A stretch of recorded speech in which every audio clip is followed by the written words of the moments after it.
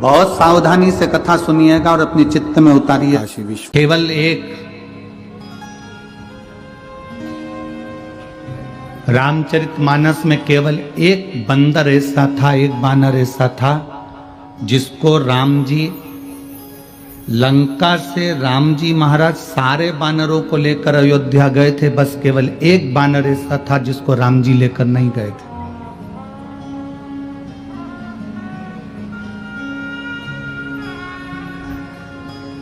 जिसने वाल्मीकि रामायण पढ़ी होगी, वाल्मीकि रामायण में उस बानर का नाम लिखा हुआ है।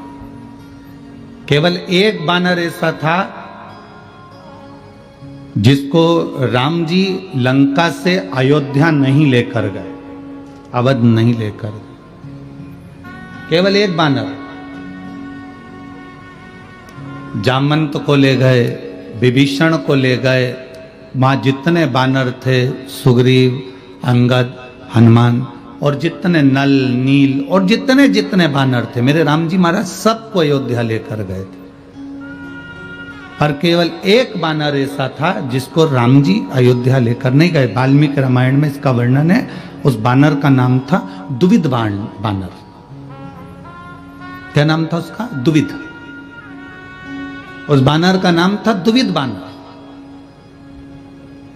आपको उस बानर का नाम स्मरण में होना चाहिए कि सब लंका गए पर दुविध बानर को लंका नहीं लेकर गए।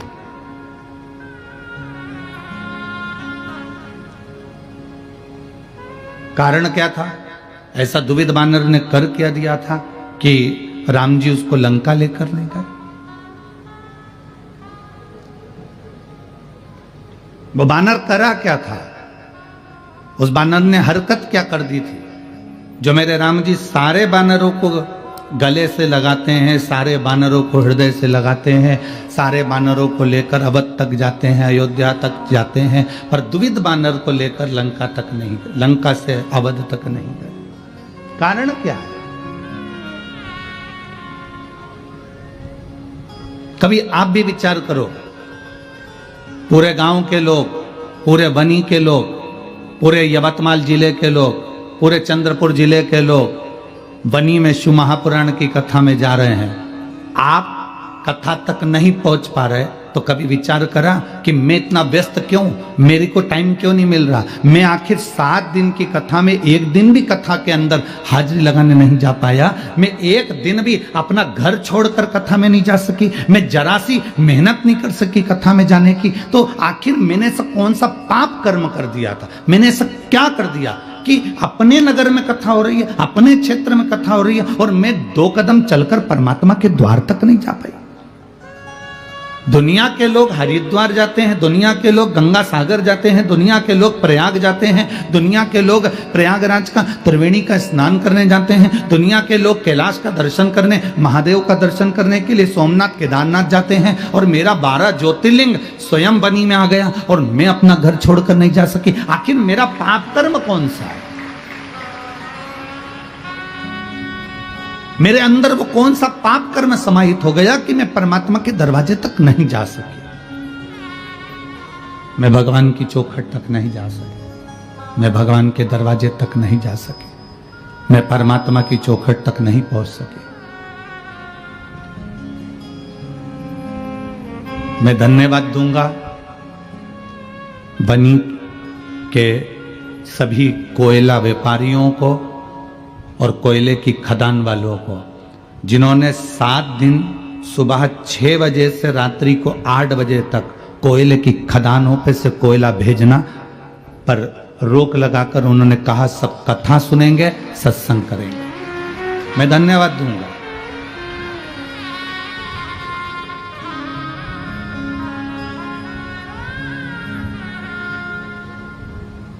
ये साधुता है आपकी।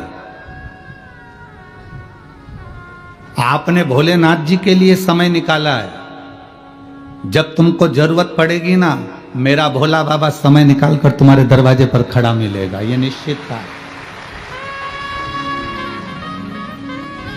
मैं बनी की सिख समाज को धन्यवाद दूंगा। सिख समाज के भक्त सुबह से लेकर शाम तक यहाँ लाखों भक्त आते हैं और सबको चाय की व्यवस्था, बिस्कुट की व्यवस्था सिख समाज के लोग कर रहे हैं। उसके लिए साधुवाद है आपको, धन्यवाद बहुत बहुत।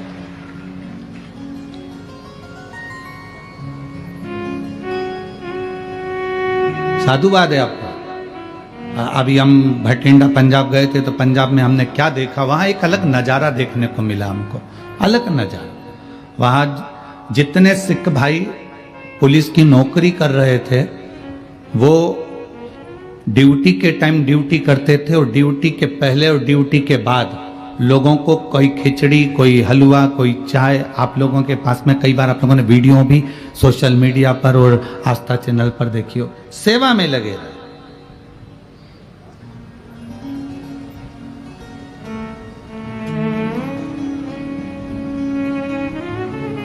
अगर प्रभु कृपा करे, कभी विचार करना, वो जो नहीं आए कथा में वो भी विचार करना कि हमारा पाप कौन सा था, और जो कथा में पहुंच गए, आप लोग इतनी संख्या में कथा में आए हो, कथा में आकर बैठे हो, आप भी विचार करना कि हमारे कौन से पुण्य प्रबल हो गए थे जो बनी में हम शिव महापुराण की कथा में पहुंच गए। वो भी विचार करें और आप भी विचार करो।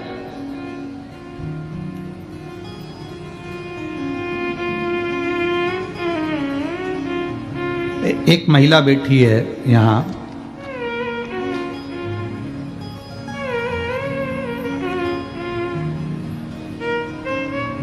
मैं सो लीलाबाई जाधव, पति केवल सिंह जाधव, रहना घंटजी, यवतमाल,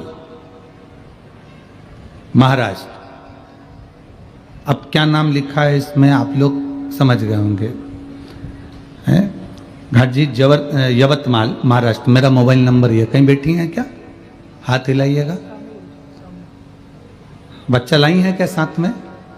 नहीं लाए। बाबा का मैं क्या गुणगान करूं गुरुदेव, मेरे पास शब्द नहीं है। मैं धन्यवाद करना चाहती हूं माननीय जायसवाल जी को, राजा जी जायसवाल, श्रद्धा जी जायसवाल जी को। हमने कभी नहीं सोचा था कि हमारे इस वनी में शिव महापुराण की कथा हो जाए। गुरुदेव, मेरा बहू बेटे जिनके घर में 11 साल तक संतान का सुख नहीं था, सारे डॉक्टरों को दिखा लेना, ऐसी कोई जगह नहीं बची जहां का इलाज नहीं करवाया, लोगों की गोदी भी भरवाई, नरियल भी झेला, पर औलाद का सुख नहीं आया। बहू की आंख में आंसू रहता था, वो हमेशा कहती थी हमको लगता है कि बच्चे नहीं होंगे।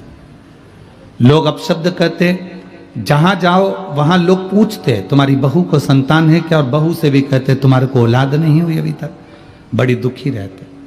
तब गुरुदेव पहली बार किसी के कहने पर पशुपतिनाथ का व्रत किया, और व्रत करने के बाद सफेद आंकड़े की जड़ का प्रयोग करा, और बाबा की कृपा से ऐसी कृपा हुई कि 23/11/2023 को बाबा की कृपा से बहू के यहाँ पर बेटे का जन्म 11 साल के बाद हुआ।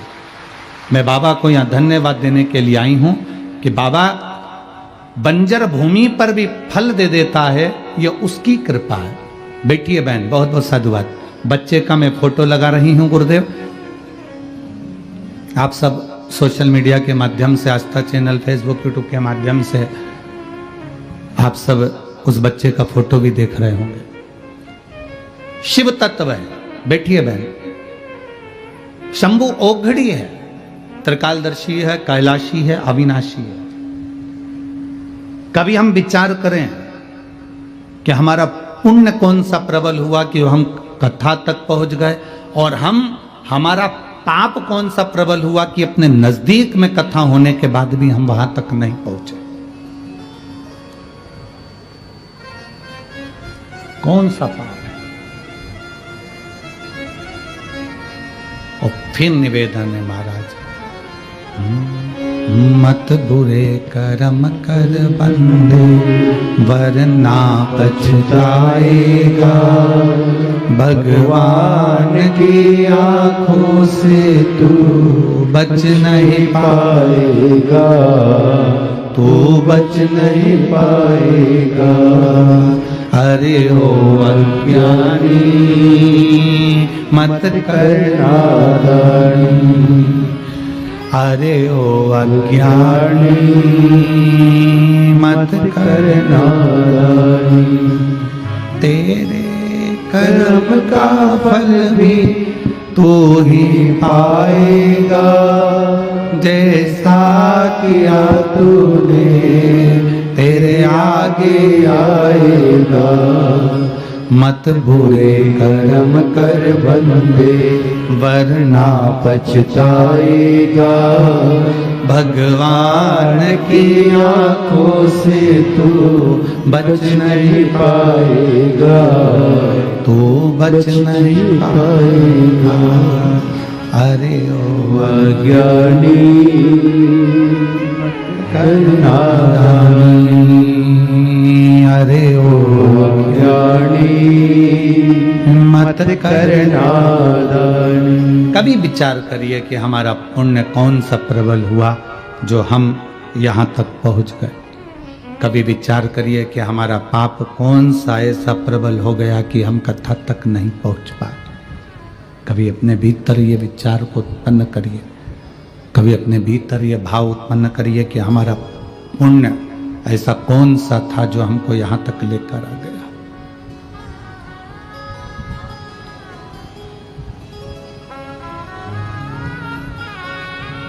दुविध नाम का वो बानर, दुविध नाम का वो बंदर, राम जी सबको लेकर जा रहे हैं, सबको लेकर मेरे राम जी जा रहे हैं। बस केवल एक दुविध नाम का बानर ऐसा था जिसको लेकर नहीं गए, जिसको लेकर नहीं पहुंचे। केवल एक बानर है। अब वो दुविध विचार करे, अब वो दुविध के मन में ये भाव उत्पन्न हो, आखिर वो राम जी जब जामवंत को ले जा रहे हैं, अंगद को ले जा रहे हैं, नल नील को ले जा रहे हैं, सबको लेकर जा रहे हैं, तो फिर हनुमान को लेकर जा रहे हैं, तो दुविध को क्यों नहीं?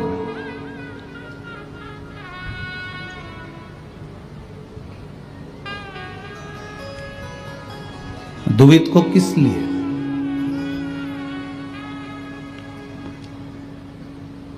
पूछ लिया श्री हनुमान जी महाराज ने।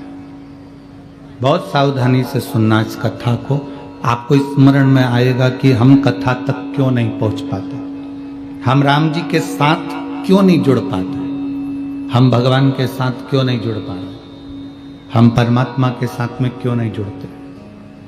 कारण क्या है?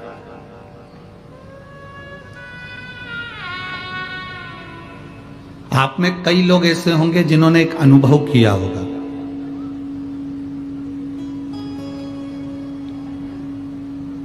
मंदिर जा रहे हो, दरवाजे पर आकर मेहमान खड़े हो जाते हैं, पानी का भरा भरा या लोटा लेके वापस अंदर जाना पड़ता है।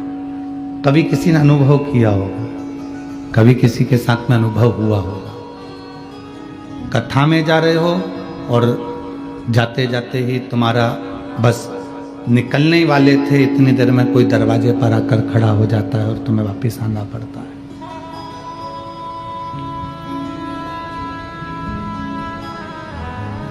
बहुत अच्छा शरीर है, बहुत अच्छा स्वास्थ्य है, बहुत अच्छा शरीर है, बहुत अच्छा स्वास्थ्य है, और मालूम पड़े तुम बस कथा में जाने की तैयारी थी और शरीर में कोई रोग, कोई तकलीफ, कोई कष्ट आ गया और तुम्हें वापस जाना पड़ा, वापस तुम अपने अपने घर में चले गए, वापस की वापस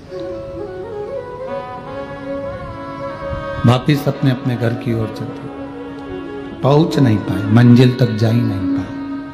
भगवान मालिक है, पहुंच ही नहीं पाए, आप मंजिल तक जा ही नहीं पाए।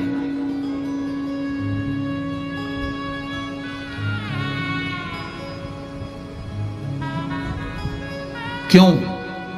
किस लिए? किस कारण?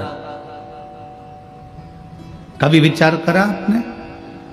शिव महापुराण की कथा में भगवान शंकर माता पार्वती जी को नंदन वन में, काशी में एक बात कहे थे, जो काशी में नंदनवन में देवाधिदेव महादेव विराजमान है।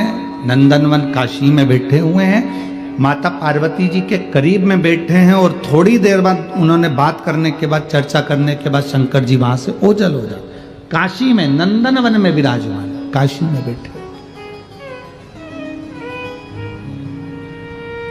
पार्वती जी ने पूछा,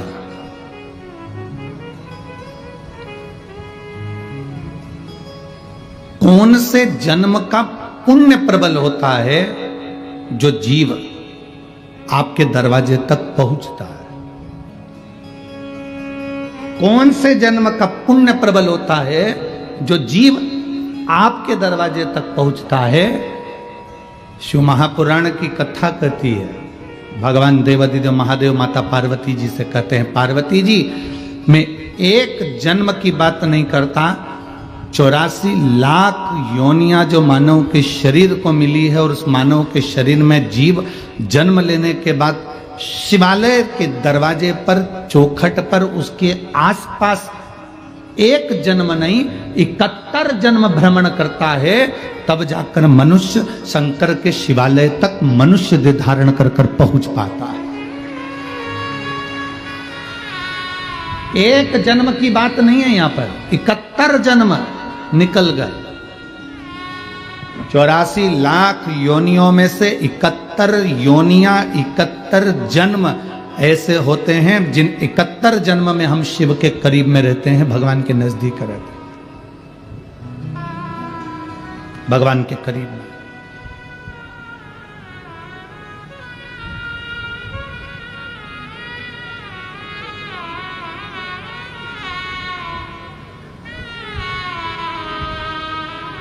गुरु नानक देव जी के पुत्र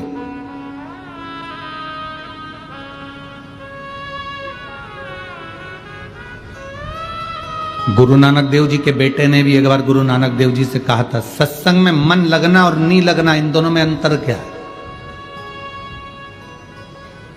अगर मान लो जीव सत्संग में गया, उसने संगत करी और संगत में बैठा और उसका मन नहीं लगा, तो संगत का, सत्संग का कोई प्रभाव पड़ेगा कि नहीं पड़ेगा? गुरु नानक देव जी के सुपुत्र पूछ रहे हैं, उनके बेटे पूछ रहे हैं, उनके पुत्र पूछ रहे हैं कि संगत में जाकर बैठ गए और मन नहीं लग रहा, चित्त नहीं लग रहा, तो संगत में बैठे कि नहीं बैठे, सत्संग में बैठे कि नहीं बैठे, प्रवचन में बैठे कि नहीं बैठे, कथा में बैठे कि नहीं बैठे? एक बड़ी सुंदर बात कही है गुरु नानक देव जी, कहते हैं गंगा के घाट पर पहुंच गए, गंगा का स्नान नहीं किया,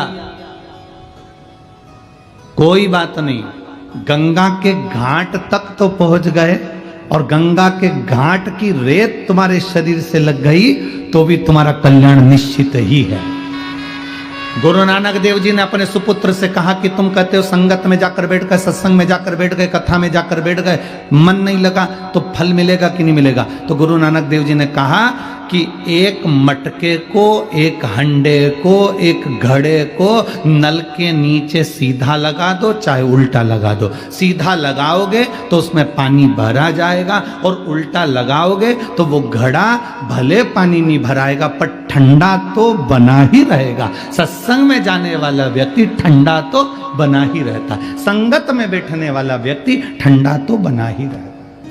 भले उसमें कुछ भराए ना भराए, उसमें कुछ जाए ना जाए, वो कुछ ग्रहण करे ना करे, पर अगर जब तक वो कथा में बैठा है, जब तक वो सत्संग में बैठा है, संगत में बैठा है, तब तक वो ठंडा।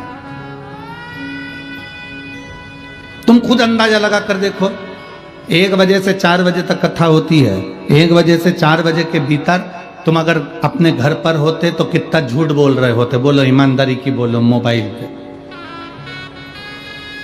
1 बजे से 4 बजे के भीतर तुम घर पे क्या कर रहे होते? बर्तन मांज के, रोटी खा के सो रहे। ठीक है, तुम अपना अपना अंदाजा लगा कर देखो जरा सा हो। अब 1 बजे से 4 बजे तक के बीच में बच्चे लोग भी आ रहे हैं, पति भी आ रहे हैं, रोटी भी बना रहे हैं, काम भी कर रहे हैं, सारा काम तुम्हारा 1 से 4 के बीच में चलता।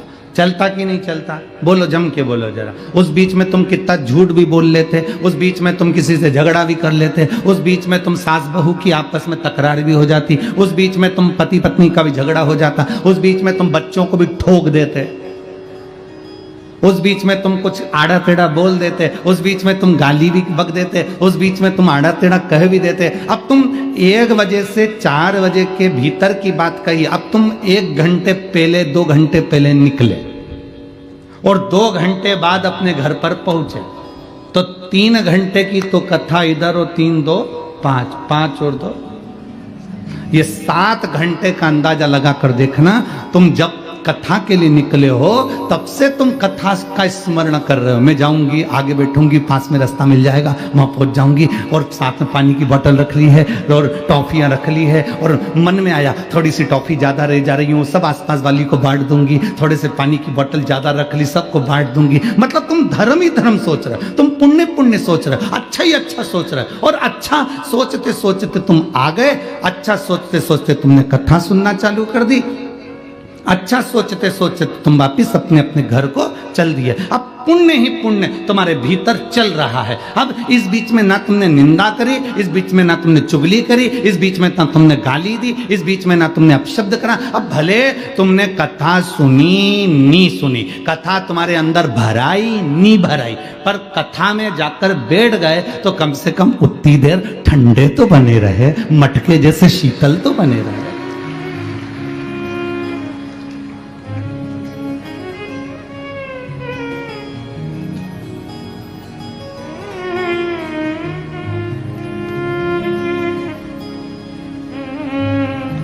पंद्रह मिनट भी तुम बिना मोबाइल की चैट देखे बिना नहीं रह सकते। 15 से 20 मिनट में तुमको ना जाने वो कौन सी चींटी आके काटती है।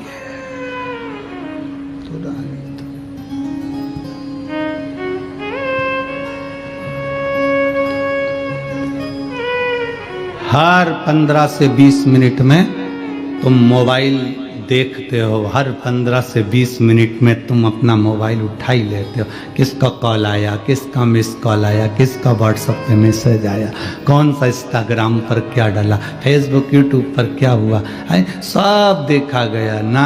हर 15 से 20 मिनट में तुम्हें मोबाइल पर देखते हो और तुम जवाब भी देते हो। अब ईमानदारी से बोलो, दुनिया के लोग कहते हैं कि गंगा के घाट पे जाके तप करो, साधना करो। हम कहते हैं तुम यहाँ बैठी हो और बिना मोबाइल के, बिना चैट देखे बैठी हो, इससे बड़ा तप साधना क्या हो सकता?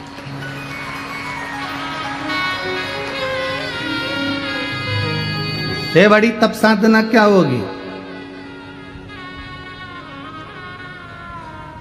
लोग हमको लिख के भेजते हैं, गुरुजी आप अपनी कथा में कभी किसी को व्रत करने का नहीं बोलते, व्रत करने का बोला करो। आप अपनी कथा में साधना करने का नहीं बोलते, साधना करने का बोला करो। हाँ, आप आपकी कथा में तप करने का नहीं बोलते, तप करने का बोला करो। हम उनसे कहते हैं इससे बढ़कर तप को क्या होगा? हम तो कहते हैं कि व्रत से भी बड़ा व्रत है अगर तुम कथा में 3 घंटे मोबाइल बंद करके बैठे हो, इससे बड़ा व्रत दुनिया में कोई नहीं हो सकता।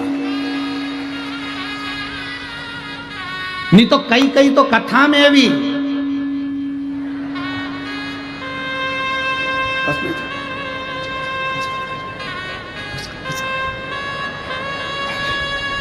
कथा,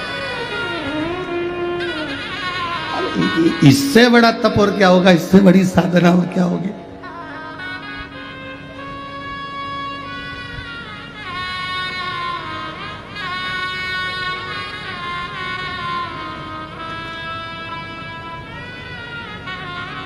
तुम्हारा व्रत ही है जो आपका दिल, आपका हृदय, आपका चित्त, आपकी वृत्ति, आपका मन, आपका हृदय शिव तक जा रहा है, भगवान शंकर की शरणागति तक पहुंच रहा है, भगवान के भजन तक आपका मन अगर जा रहा है तो ये आपका तप ही है, ये आपकी साधना ही है, ये आपका व्रत ही है।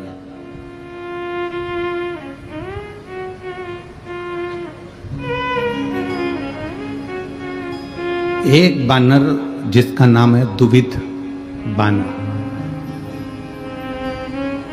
हनुमान जी के मन में यह बात खल गई कि वो दुविध बानर को राम जी लंका से अवध नहीं ले जा रहे हैं, उसका कारण क्या?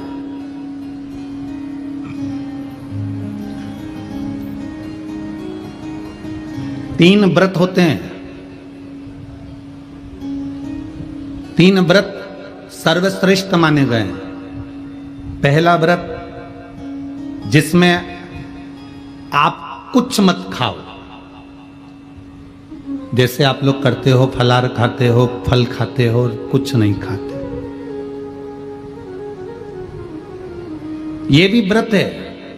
सोमवार, मंगलवार, गुरुवार पशुपति व्रत, चतुर्थी का व्रत, पंचमी का व्रत, छठ का व्रत, सप्तमी का व्रत, तीज का व्रत, अष्टमी का व्रत, नवमी का व्रत, एकादशी का व्रत, द्वादशी का व्रत, प्रदोष का व्रत, त्रयोदशी का व्रत, शिवरात्रि का व्रत। ये सारे व्रत है जिसमें तुम खाते नहीं हो, भोजन नहीं करते, या फलाहार करते हो, या एक समय खाते हो। ये व्रत है। तीन व्रत मूल हैं, उसमें एक व्रत है जिसमें तुम भोजन नहीं करते।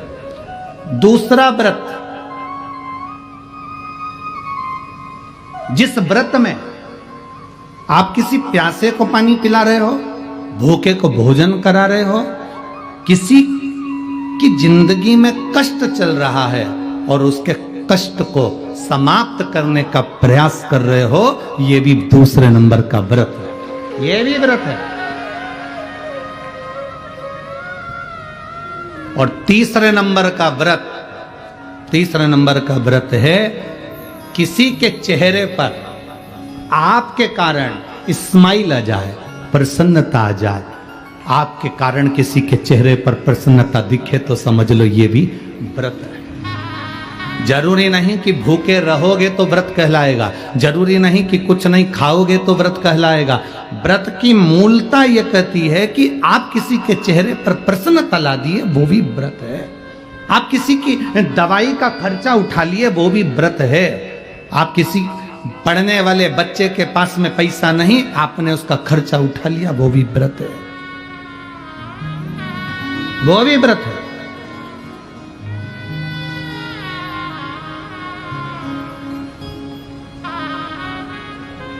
आप लोग जो विठले सेवा समिति को जो दान देते हो ना, कभी एक बार मौका लगे आपका तो सीहोर आकर, एक रजिस्टर हमारे सीहोर में रखा रहता है कार्यालय पर, उसको देखना।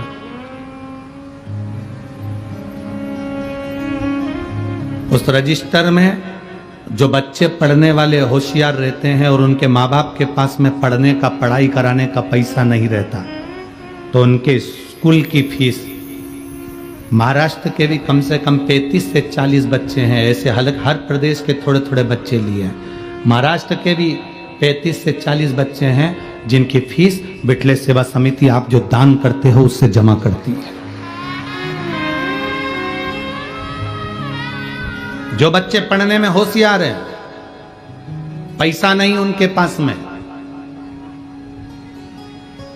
खबर करते हैं, फिर हमारी समिति का व्यक्ति वहां पर जाता है, उस नगर के लोगों से सूचना मांगते हैं कि ये बच्चा, उसकी आईडी और उस स्कूल का पता निकालते हैं, फिर स्कूल वालों से संपर्क करते हैं कि दीन दशा कैसी है, क्या स्थिति है, पढ़ने में कैसा है, फिर उसका समिति उसकी एजुकेशन करा देती है।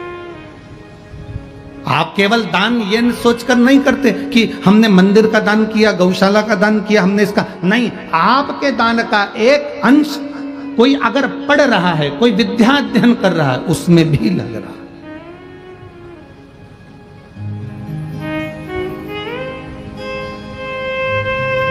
इसीलिए हम आप लोगों को बार बार कहते हैं कि आपने अगर 1 रुपया भी विठले सेवा समिति को दिया है, 3 दान करो तो 25 बार जाकर देखो। 3 दान कौन से? पहले नंबर पर कन्यादान। कन्यादान करा है तो बेटी के घर पर जाकर देखना कि तुम्हारी बेटी सुखी है कि नहीं, कहीं बेटी को दुख तो नहीं है। दूसरे नंबर पर गौदान, गाय अगर किसी ब्राह्मण को दी है तो उसके दरवाजे पर जाकर देखो कि गौ माता की सेवा सही हो रही है कि नहीं हो रही, वरना मालूम पड़े कि गाय ने जब तक दूध दिया तब तक तो रखी, फिर मालूम पड़े कसाई के घर बेच दी। 3 दान हमेशा जाकर देखना चाहिए। पहले नंबर पर बेटी का कन्यादान करो तो कन्यादान करी हुई बेटी को जरूर जाकर देखो कि बेटी को दुख तो नहीं है। दूसरे नंबर पर गौदान। गौदान करने के बाद जाकर देखो कि गाय को सब व्यवस्था है कि नहीं, उसको चारा मिल रहा है कि नहीं, उसको पानी मिल रहा है कि नहीं मिल रहा। मालूम पड़े दूध के चक्कर में कोई लेकर चले गया, तुमने गौदान कर दिया अपने दादा परदादा के नाम से, और मालूम पड़े गाय दुखी है तो हमको दुख होगा। तीसरे नंबर पर लक्ष्मी का दान। तुमने जो दान करा है पैसे का 1 रुपया भी अगर समिति को या किसी को दिया है, तो वहां जाकर देखो कि तुम्हारा धन सही जगह लग रहा है कि नहीं लग रहा। हजारों लोग भोजन कर रहे हैं कि नहीं कर रहे हैं, वो सही स्थान पर लगा कि नहीं लगा। मालूम पड़े कटोरे में भिखारी ने पैसा लिया, शाम को जाकर मदिरा में लगा दिया, मांसाहार में लगा दिया, जुए में लगा दिया, वैश्यावृत्ति में लगा दिया। वो दान करने से कोई मतलब नहीं,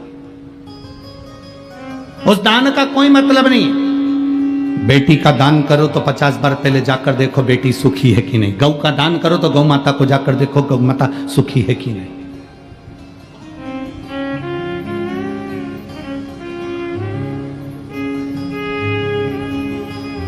करो।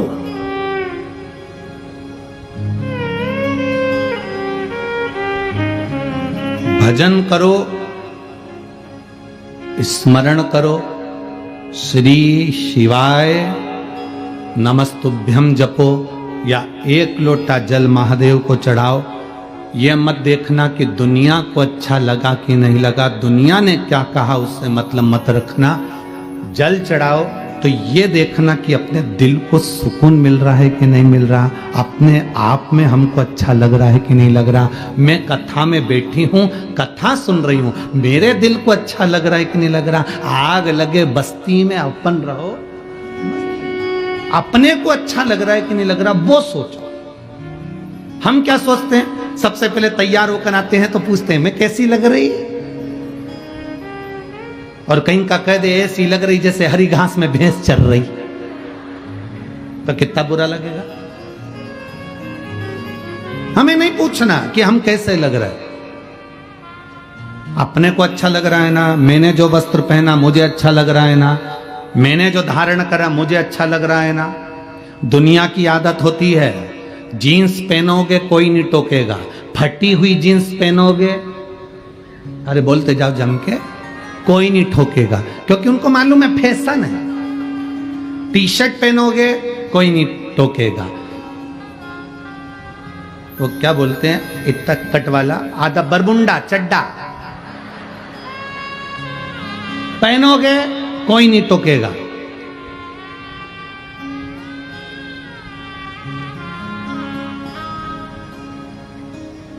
मुंह पे चाहे तुम कितना भी क्रीम पाउडर लगा लो, बोलते जाओ जम के, कोई नहीं टोकेगा।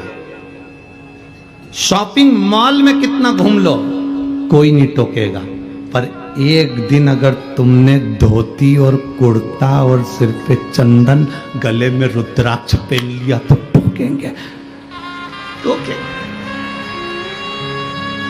एक दिन तुमने अगर धोती कुर्ता पहना, सिर पे चंदन लगाया, गले में रुद्राक्ष की माला, तुलसी की माला, कंठी पहनी, तो लोग टोकना चालू कर देंगे, भगत जी, बाबा जी, महाराज जी। फिर लोग कहेंगे ये तो देखा देखी कर रहा, ये तो ढोंग कर रहा, ये तो प्रपंच कर रहा है। जीन्स पहने तो किसी ने नहीं कहा कि तुम ढोंग कर रहे हो, टी शर्ट पहने तो किसी ने नहीं कहा कि तुम प्रपंच कर रहे हो, बाल कटवा लिए तो कोई ने नहीं कहा कि तुमने क्या करा। पर तुमने जिस दिन धोती कुर्ता पहना, जिस दिन तुमने मस्तक पर तिलक लगाया, जिस दिन तुमने चोटी बढ़ाई, जिस दिन तुमने यज्ञोपवीत धारण करा, जिस दिन तुमने गले में रुद्राक्ष पहनना चालू करा, जिस दिन तुमने गले में तुलसी की माला पहनना चालू करी, उस दिन दुनिया के लोग टोकना चालू कर देंगे, ये बाबा जी बन जाएगा, ये तो पंडित जी बन गया, ये तो विद्वान बन गया, ये तो अपने आप को ऐसा बन गया, ये तो ढोंग कर रहा है, ये तो प्रपंच कर रहा है, ये तो ऐसा कलर भगवा कलर का कपड़ा धारण कर लिया। बस क्योंकि दुनिया के लोगों की आदत है सनातन धर्म पर उंगली उठाने की, दुनिया की आदत। आप बेकार जगह जाओगे कोई नहीं टोकेगा, आप मदिरा की दुकान पर जाओगे कोई नहीं टोकेगा, आप गलत जगह पर बैठोगे कोई नहीं टोकेगा, अच्छी जगह पर बैठोगे टोकेंगे। सुंदरकांड में जाकर बैठ जाओ टोकेंगे, सुंदरकांड में बैठने में भी शर्म आती है, मालूम लोग क्या कहेंगे, वहां पर भी शर्म। भजन में बैठोगे तो लोग क्या कहेंगे, आधे से ज्यादा लोग तो शिव महापुराण में इसलिए नहीं पहुंचते, लोग क्या कहेंगे। ये भी बैठी थी कथा में, ये भी है।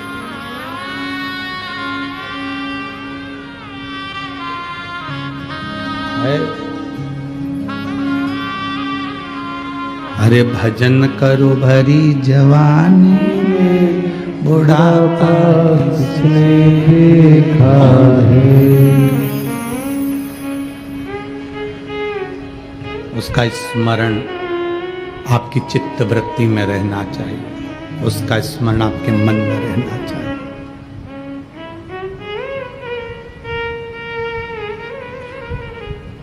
जल चढ़ाते समय अपने दिल को अच्छा लगना चाहिए। बेलपत्री चढ़ाते समय अपने दिल को अच्छा लगना चाहिए। प्यासे को पानी पिलाते समय अपने दिल को अच्छा लगना चाहिए। भूखे को भोजन कराते समय अपने दिल को अच्छा लगना चाहिए। कथा सुनते समय अपने दिल को अच्छा लगना चाहिए। दुनिया कुछ भी कहे, लोग कहेंगे कहां जा रही हो, इतनी दूर, गर्मी, मेरे मन को अच्छा लगता है। मैं तो चली वृंदावन राणा, मेरे तो भाग जगे, तेरे महलों में आग लगे। मुझे क्या करना तेरे महलों से, मुझे तेरे महलों से मतलब क्या।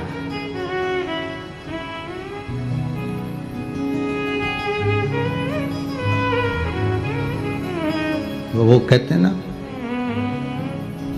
देहाची तिजोरी भक्ति चाच ठेवा, उघड़दार देवा, उघड़दार देवा।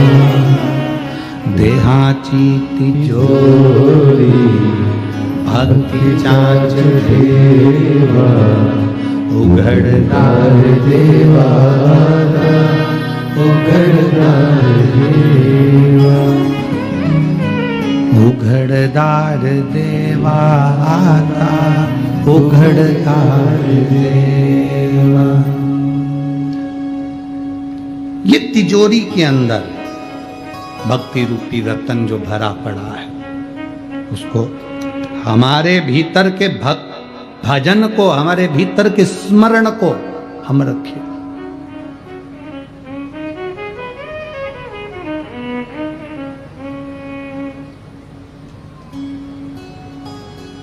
शादी में भोजन करने से पेट अच्छा भराता है कि घर में भोजन करने से पेट अच्छा भराता है? बोलो बोलो, जम के बोलो जरा। घर में तो शादी में तो रसगुल्ला भी बना है, इमरती भी बनी है, पकोड़ा भी बना है, दही वड़ा भी बना है, इमरती भी बनी है, सब कुछ बना, पर पेट नहीं भरा है।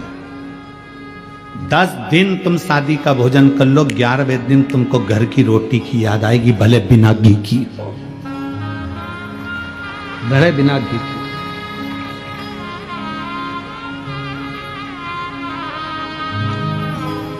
कितना भी सुख हो जाए,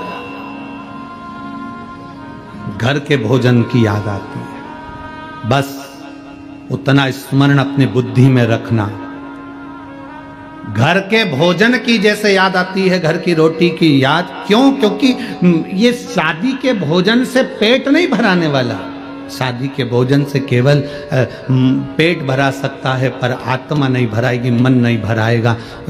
घर का जो भोजन होता है वो तुम्हारी मेहनत का होता है, तुम्हारे परिश्रम का होता है। उसका एक रोटी तुम्हारे को मन और पेट दोनों भर देती है। एक रोटी मन और पेट दोनों भर देती है, क्योंकि वो घर का भोजन है। एक गांव के व्यक्ति ने एक पोस्ट मास्टर से कहा, मास्टर साहब, मेरे बेटा बहुत दूर रहता है, मुझे पैसे की ज़रूरत पड़ती है, मैं पत्र लिख दूं, आप मेरे बेटे को पहुंचा देना। मास्टर साहब ने कहा लिख दो।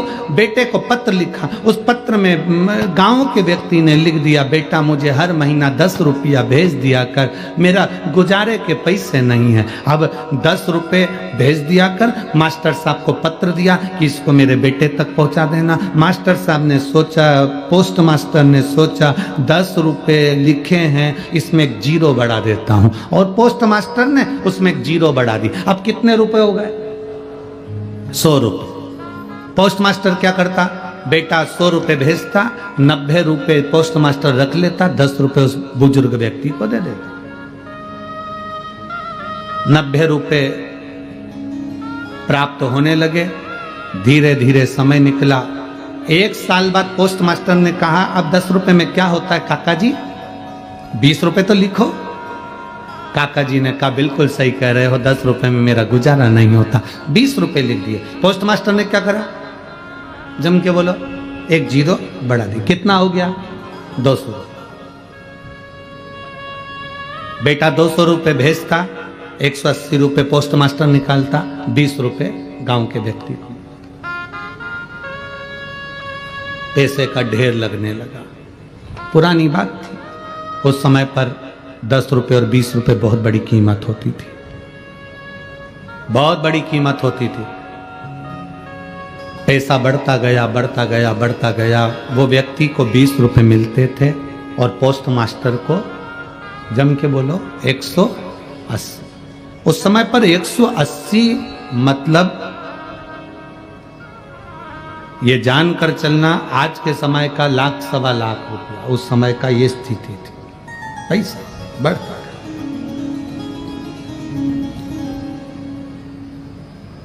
पोस्ट मास्टर बड़ा खुश, गाड़ी आ गई, बंगला बन गया, नाम हो गया, शोहरत हो गई, इज्जत हो गई, धन हो गया। जैसे जैसे धन बढ़ता है व्यक्ति की सोच बढ़ जाती है कि मैं पद प्रतिष्ठा वाला हो गया, पर उसको सोचना चाहिए कि जो मेरे पास में 180 रुपए आए हैं वो मेरे नहीं हैं, वो किसी और के हैं, मैं तो बस इसका भोग कर रहा हूं।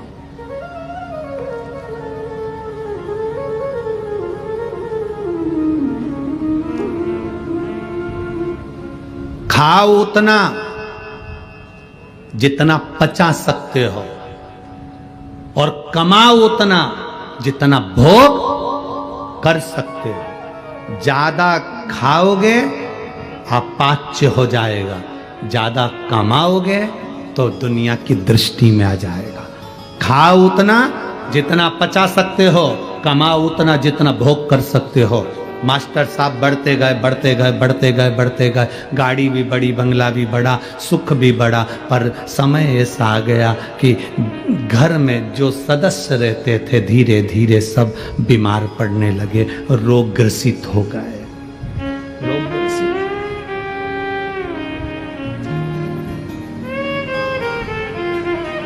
वो 20 रुपए में वो गांव का व्यक्ति अपने 8 परिवार के सदस्य को पाल रहा था, और यहाँ 180 मिलने के बाद, तनख्वाह भी मिलने के बाद वो अपने 4 लोगों को पाल नहीं सका, बीमार पड़ते गए। वैद्य जी को बुलाया, डॉक्टर को दिखाया, रोग ग्रस्ता गया, गढ़ता गया, ग्रस्ता गया, और धीरे धीरे धीरे धीरे जो गाड़ी थी वो भी चले गई, बंगला था वो भी चले गया, और मालूम पड़े घर में सदस्य रहने वाले भी चले, सदस्य रहने वाले, केवल एक पत्नी, बेटा, बेटी और पति बचा। माता गई, पिता गए, भाई गए, बंधु गए, सखा गए, सब चले गए। आंख में आंसू पोस्ट मास्टर के, नैनों में जल भरा था, रो रहा था। वो गांव का बुजुर्ग व्यक्ति उससे मिलने के लिए आया, और मिलने के लिए आया तो कहा, पोस्ट मास्टर साहब आपको क्या हो गया, आपके परिवार को क्या हो गया, देखो कितना कष्ट है, पर बाबा की कृपा से आप जो मुझे 20 रुपए देते हो ना पोस्ट मास्टर साहब, आपका भगवान बहुत भला करे। मेरा बेटा जो पैसा भेजता है ना, वो 20 रुपए से मेरा घर बड़ा फल फूल रहा है, पर आपके ऊपर ऐसा क्या पहाड़ टूट गया जो पूरा घर बिखर गया, गाड़ी बंगला सब चले गया, धन दौलत सब चले गया, संपदा वैभव सब चले गया, और मैं 20 रुपए में भी सुखी हूं। बाबा कहकर गया, एक संत सामने से निकल कर आया। पोस्ट मास्टर ने उसके चरण पकड़ लिए। बाबा जी, मैंने सुना है आप ज्योतिषाचार्य, आप ज्योतिषी करते? हाँ, मेरा भाग्य देखकर बताओ कि मेरी जिंदगी में ऐसा कष्ट क्यों आ रहा है। ज्योतिषाचार्य ने कहा, 180 भारी पड़ गए हैं। वो 180 रुपए मिले हैं, वो भारी पड़ गए।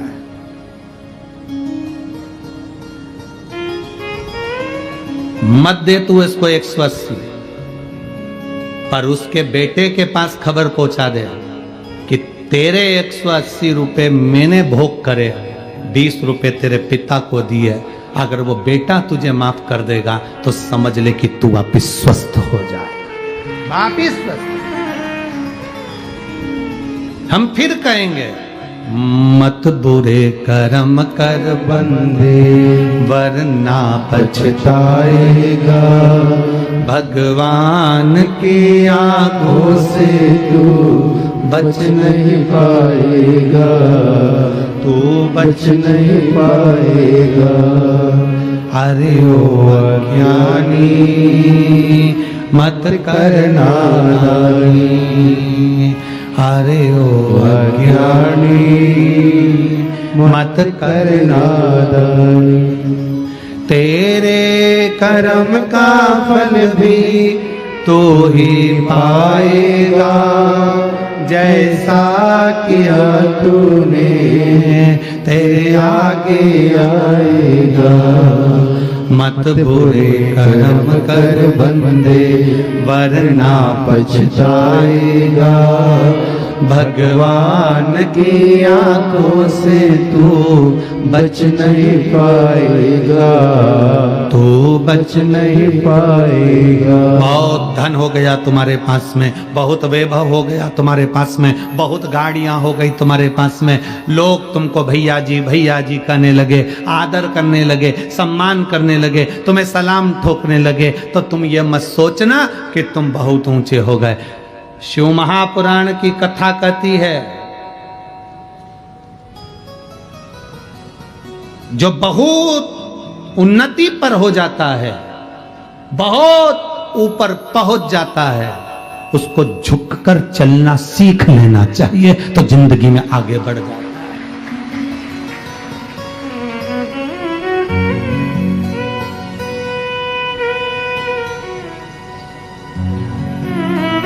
झुककर चलना सीखना चाहिए, बहुत आगे बढ़ोगे, बहुत आगे।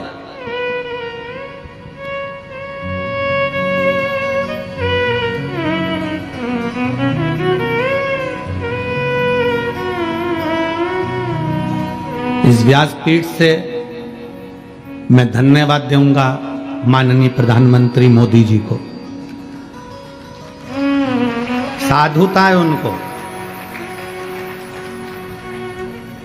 राम जी महाराज की प्राण प्रतिष्ठा का अवसर, जरा विचार करिएगा, 500 वर्ष का वनवास झेलने के बाद मेरे राम जी जब अवध में विराजमान हो रहे हैं, तो व्यक्ति को तो और प्रफुल्लित होना चाहिए कि मेरे हाथ से राम जी विराजमान हो रहे हैं, पर एक रत्ती का भी अभिमान नहीं था प्रधानमंत्री जी के चेहरे। उनके सामने की प्रथम पंक्ति में हम बैठे हुए थे, वहीं सामने हम देख रहे थे। एक रत्ती मात्र का अभिमान नहीं, एक रत्ती मात्र की अभिमतता नहीं। पूर्व के जितने प्रधानमंत्री निकले हों, एक भी प्रधानमंत्री इतनी नम्रता नहीं रखा होगा जिन्होंने अवध की राम जी की प्राण प्रतिष्ठा करते समय जो नम्रता से नमन किया, एक एक संत की आंख में आंसू भरा हुआ था। यह विनम्रता है।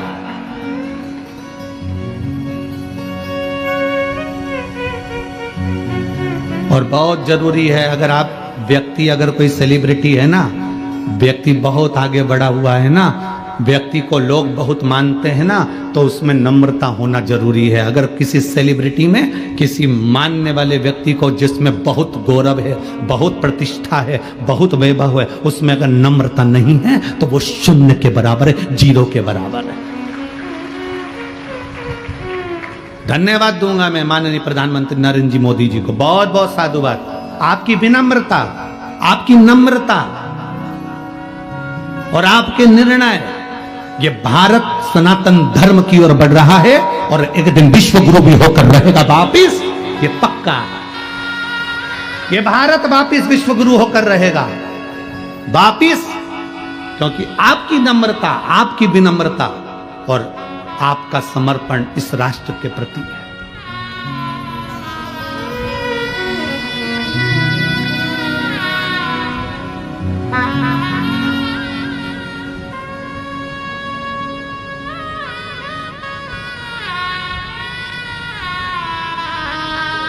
एक व्यक्ति ने मैसेज लिखा, आश्रम पर भेजा कि गुरुजी से पूछना है कि मोदी जी वहाँ से काशी के मंदिर का विस्तार करे और वहाँ पर लोकार्पण कर कर वहाँ बहुत विशाल काशी का मंदिर बनाया। उसके बाद उज्जैन का, फिर पावागढ़ का, फिर केदार का, उसके बाद पहुंच गए राम जी के मंदिर में। तो शंकर जी से शुरुआत क्यों करी? हम कहना चाहेंगे शिव जी से शुरुआत इसलिए करी क्योंकि शंकर भगवान के हाथ में डमरू भी वो बजाते हैं और